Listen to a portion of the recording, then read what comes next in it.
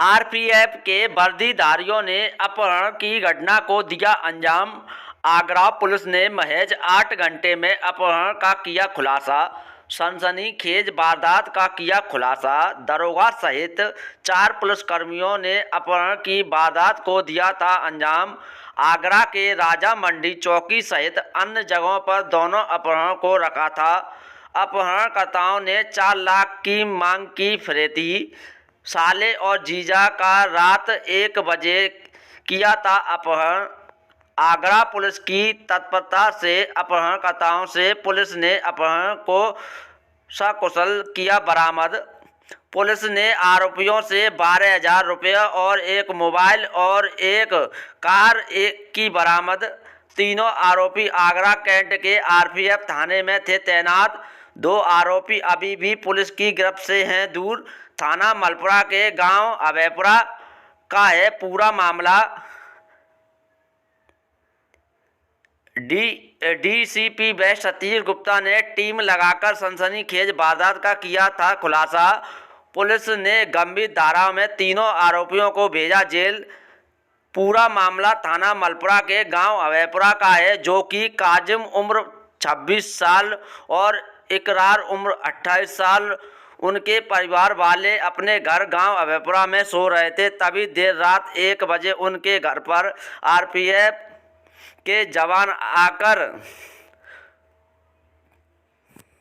तलाशी लेने लग गए और उनके परिवारजनों को घर में बंधक बना दिया। उसके बाद काजिम पुत्र मकसूद और इकरार पुत्र अनवर दोनों जीजा साले को अपहरण करके ले गए।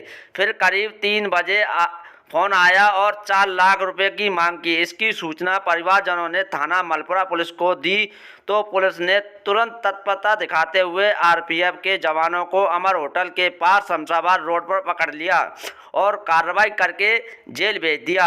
ऐसा लाइव न्यूज के लिए संजय प्रजापति की रिपोर्ट। इन तीनों का आइडेंटिफिकेशन हुआ और फिर हमने इनसे पूछताछ की कि ये ऐसी घटना इन लोगों के द्वारा कैसे कारित की गई, ऐसा एक्सटॉर्शन और साथ में फिरौती की मांग इन लोगों ने क्यों ऐसे की। तो जो प्रारंभिक हमने पूछताछ की उसमें ये मालूम चला कि किसी जो इसमें रात्रि में जो घटना घटित हुई थी उसमें कुल 4 लोग थे। 3 ये थे, इनके अलावा 2 और लोग थे। एक व्यक्ति ड्राइवर था। ड्राइवर जो था वो प्राइवेट व्यक्ति था, उसी ने इन लोगों को वहाँ पे ले गया और जब वहाँ से इन लोगों ने 2 व्यक्ति को उठाया और रात्रि में इन्होंने बताया कि इसको राजा मंडी पे इनका जो आरपीएफ की एक चौकी है वहाँ पे रखा। इनकी रात्रि में पिटाई भी की। तो जो इसमें एक व्यक्ति है उसने जिसका किडनैप हुआ था उसने बताया कि साहब जो पैसे वैसे चाहिए आप हमसे ले लो लेकिन पिटाई ना करो। तो इन्होंने फिर मॉर्निंग में अगली सुबह ये फिर रैंसम की डिमांड की। तो प्रथम दृष्टया जो पूरा केस जो खुल के सामने आ रहा है कि ये पूरा इन लोगों ने एक षड्यंत्र के तहत, पूरा एक प्लानिंग के तहत इन लोगों ने पूरी घटना को अंजाम दिया है। इसमें रैंसम की डिमांड की है, किडनैपिंग की है और इसके अलावा जिनको किडनैप किया उनकी पिटाई भी की है। जो वादी मुकदमा है इनसे हम तहरीर प्राप्त करके सुसंगत धाराओं में मुकदमा पंजीकृत कर रहे हैं और जो गिरफ्तार व्यक्ति हैं इनको माननीय न्यायालय के समक्ष हम प्रस्तुत करेंगे। सर, मोटिव कोई कहा जाए क्लियर नहीं हो पाया, तो क्या माना जाए कि ये इस तरीके की वारदातों को पहले भी अंजाम इन लोगों ने दिया हुआ, ऐसी कोई बात आई हो सामने? अभी देखिए, जो हमने प्रारंभिक जो हमने पूछताछ की है, हमने इसमें वादी का भी वर्जन लिया है, जिनका किडनैप हुआ उनका भी वर्जन लिया। इनका हमने प्रिलिमिनरी आपराधिक इतिहास भी हमने चेक किया। अभी तक जिनका किडनैप हुआ उनका कोई आपराधिक इतिहास नहीं है।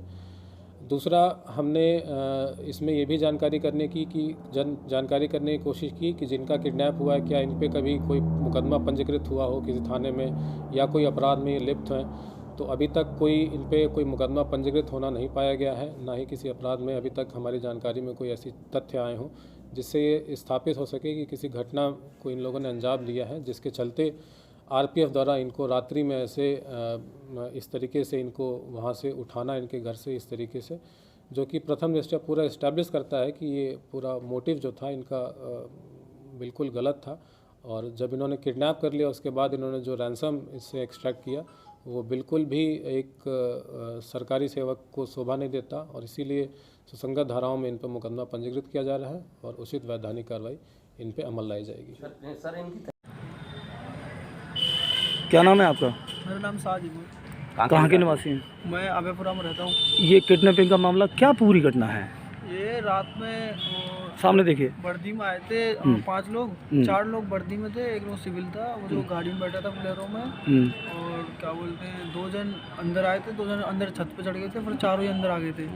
तो हम लोग तो अंदर बंद कर दी घर में, और 2 मेरे भाई को उठाए, किडनैप किए, लेके वहाँ से चल दिए, और मतलब घर का पूरा तलाशी लिए, कुछ निकले घर में 10-12 हज़ार निकला, तो उसमें झपट्टा मारे कि मैं इसको ले लूँ, तो मेरी अम्मी उनको लेके अपने पास रख ली। अच्छा। उसके बाद में लेके चले गए, तो लेके जाने के बाद 2 घंटे बाद मेरे पास कॉल करते हैं कि आप यहाँ पे आओ ईदगाह पे, कि मेरा कुछ डिमांड है। बोला क्या डिमांड है बताओ, आपका मुंह खोलो। तो बोलते हैं मेरा डिमांड 4 लाख है। तो बोला मैं सर 4 लाख कहाँ से लाऊंगा, कि 4 लाख नहीं लाएगा तो कहीं से भी ला, 4 लाख दे दे मेरे को। तो बोला ठीक है बताता हूँ आपको। मैं अपने फूफा लगते हैं मेरे बली से, उनके पास में गया मैं, बोला फूफा ऐसे ऐसे बात है, तो वो बोले ठीक है चल अब बताते हैं। कॉल वॉल करे, कहीं पता नहीं है, सब में देखे हम लोग, नहीं मिले। तो सुबह मॉर्निंग में फिर कॉल आया 4 बजे के लमसम कि आके मिल ले। फिर ईदगाह गए हम लोग, तो मेरे फूफा ने एक पुलिस वाला भेजे साथ में खिरियमर चौकी से, तो उनको देख के वो लोग भाग गए ऑटो से। अच्छा। भाग गए। वहाँ से भागने के बाद में तो बोले कि अभी साहब सो रहे हैं, थोड़ी देर में आना। साहब सो रहे हैं, थोड़ी देर में आना। उसके बाद वहाँ से घर आ गए हम। घर आ गए, बोला साहब कितने बजे उठेंगे, कि 9 बजे। फिर 9 बजे मैं कॉल किया, व्हाट्सएप में कॉल कर देते हो, तो मेरे भाई से बात कराए। भाई बोला ये 4 लाख से कम नहीं मांग रहे हैं, मार रहे हैं हमें। एक भाई के मेरे मतलब ज़्यादा चोट मारी है, उसके घुटने में फ्रैक्चर है, तो डॉक्टरी होने गया। और एक भाई को थोड़ा कम मारा, मतलब उससे डिमांड कर रहे थे कि तू पैसा मंगा। बात कर रहे थे व्हाट्सएप में, वॉइस कॉल है ना। तो उसके बाद धीरे धीरे बोलते 3 लाख देते, 3 लाख में सिलटा दूंगा पूरा। तो बोला सर कहाँ से लाऊंगा इतना पैसा मैं, कि नहीं कहीं से मिला, 3 लाख दे दे।